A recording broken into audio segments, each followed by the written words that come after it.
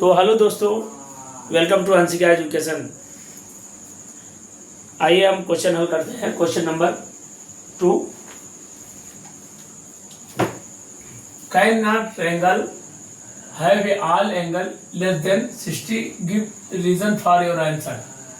हमें कहा जा रहा है कैन नॉट ए ट्रायंगल, मतलब ट्रायंगल इसको नहीं बोल सकते हैं जो लेस देन 60 है। लेस देन 60 को ट्रायंगल नहीं बोल सकते हैं। इसको हम अपने भाषा में प्रूव करेंगे। कैसे नहीं बोल सकते, तो कैसे, इसका रीजन क्या है। तो हमारा लेस देन 60 से लेस देन मतलब एक कम करके हम चलते हैं।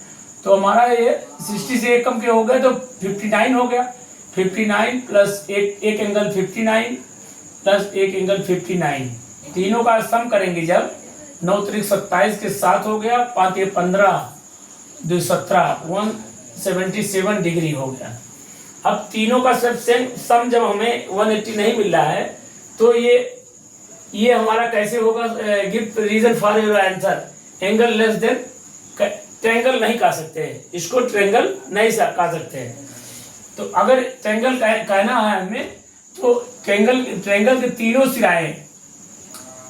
सिराएं आपस में बराबर होती हैं। 60 तो तीनों सिराएं 180 आएगी। तो 180 जब आएगा तो ये हमारा ट्रायंगल कहा जा सकता है। 180 को हम ट्रायंगल कहेंगे। और हमारा 177 है तो ट्रायंगल नहीं कहेंगे। तो इसको हम परिभाषित कर सकते हैं, अपने भाषा में लिखना है। Can not know A triangle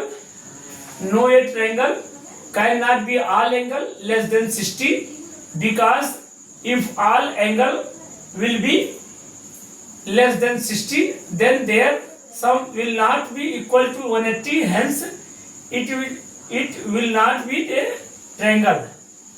तो इतना जो हम डिफिनेशन में लिख देंगे और इसको हम इसी तरह समझेंगे। जब ट्रायंगल कहेंगे तो हमारा 180 रहेगा और 180 से कम है लेस देन तो नहीं, ट्रायंगल नहीं होगा। तो यहाँ हमारा नो हो जाएगा, आंसर नो हो जाएगा। इसके बाद डिफिनेशन भी लिख देना है। आप लोग अपने लैंग्वेज में अच्छे से डिफिनेशन को लिख देना है। इंग्लिश में है तो इंग्लिश मीडियम में आप लिखेंगे, हिंदी या यूपी बोर्ड से है तो यूपी बोर्ड में लिखेंगे, हिंदी लैंग्वेज से लिखेंगे।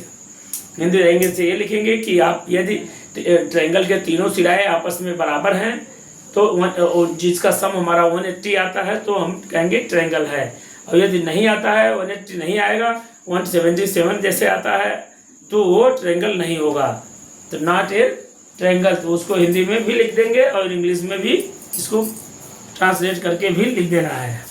तो इसी के साथ हम क्वेश्चन ये कंप्लीट होता है। Bye bye.